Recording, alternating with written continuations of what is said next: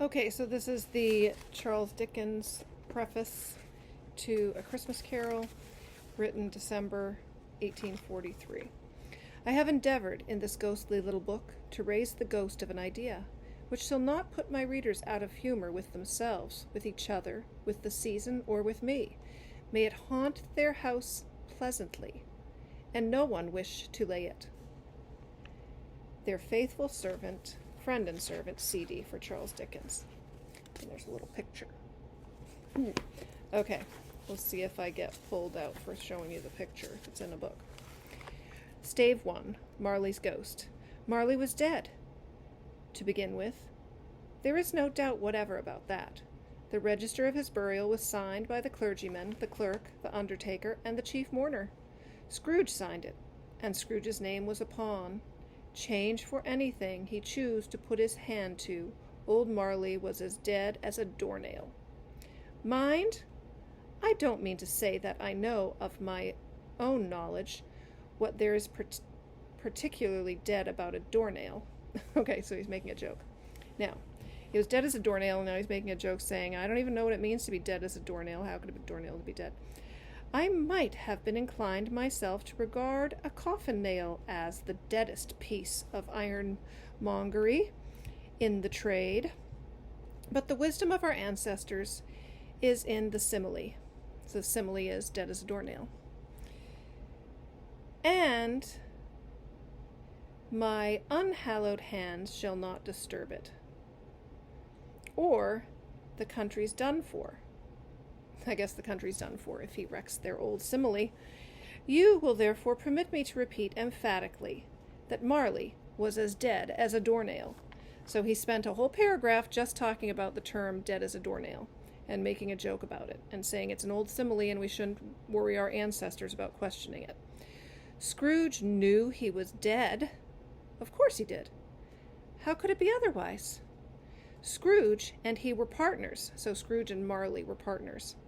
For I don't know how many years, Scrooge was his sole executor, his sole administrator, his sole assign, his sole residuary litigate, I don't know. His sole friend, his sole mourner. That means nobody else mourned Marley's death. So Scrooge was his executor. That means he was the one who handled the closing of the estate. His sole administrator, same thing. His sole assign is someone assigns you in their will or their trust to be in charge of everything after they die. And even Scrooge was not so dreadfully cut up by the sad event. So cut up meaning sad or torn apart.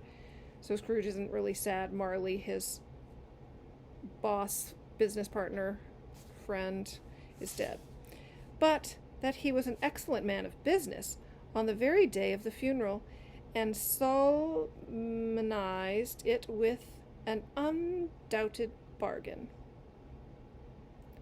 Undoubted bargain. So, I don't know if Scrooge was I guess he was the only mourner, so he was the only one at the funeral. And I don't know if he was saying that Marley was an excellent man of business, or I guess Scrooge was still working on the day of Marley's funeral. The mention of Marley's funeral brings me back to the point I started from. There is no doubt that Marley was dead. This must be distinctly understood, or nothing wonderful can come of this story I am going to relate.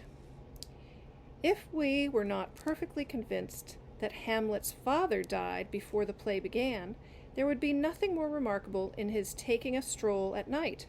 That's Hamlet's father. That's Shakespeare. So at the beginning of Shakespeare's play Hamlet, we know Hamlet's father's dead. So at the beginning of this book, A Christmas Carol by Charles Dickens, we know that Marley is dead. So, Hamlet's father strolling in the night in an easterly wind upon his own ramparts. Then there would be in any other middle-aged gentleman rashly turning out after dark in a breezy spot, say St. Paul's churchyard, for instance, literally to astonish his son's weak mind. I think he's referring to Hamlet astonishing his son's weak mind by being a ghost walking around. Scrooge never painted out old Marley's name. I think that means on the sign of the business. He didn't take out Marley's name on the business sign. There it stood years afterwards, and above the warehouse door, Scrooge and Marley. The firm, the business, the firm was known as Scrooge and Marley. Sometimes people new to the business called Scrooge Scrooge, and sometimes they called him Marley. But he answered to both names. It was all the same to him. He was probably too cheap to make a new sign. Oh, but he was tight-fisted. That means cheap. Tight-fisted hand at the grindstone. So to put your nose to the grindstone's another term, saying, simile.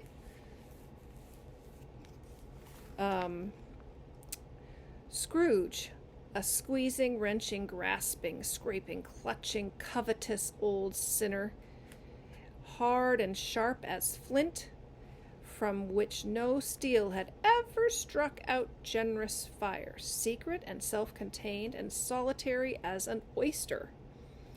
The cold within him froze his old features, nipped his pointed nose, shriveled his cheek, stiffened his gait is his way of walking, made his eyes red, made his thin lips blue, and spoke out shrewdly in his grating voice. A frosty rime was on his head. That's like rime ice that you see at the top of Mount Washington. And on his eyebrows and his wiry chin, there's a frosty rime of ice. He carried, it's spelled R-I-M-E, he carried his own low temperature always about him, with him. He iced his office in the dog days and didn't thaw it 1 degree at Christmas time. So I guess he was so icy he made everything around him cold. Eternal heat and cold had little influence on Scrooge. No warmth could warm, nor wintry weather chill him. No wind that blew was bitterer than he. No falling snow was more intent upon its purpose. No pelting rain less open to entreaty. Now let's look up the word entreaty really quickly. Then I'll have to go back to the whole... Oops, I'm on YouTube. Entreaty. Definition. Entreaty, an earnest or humble request. The king turned a deaf ear to his entreaties.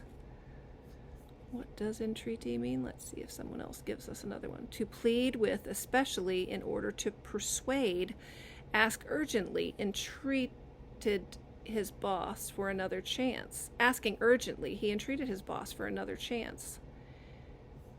Okay, to make an earnest plea or request. So let's go back to entreaty here, and then I need to figure out where the video thing is. Okay.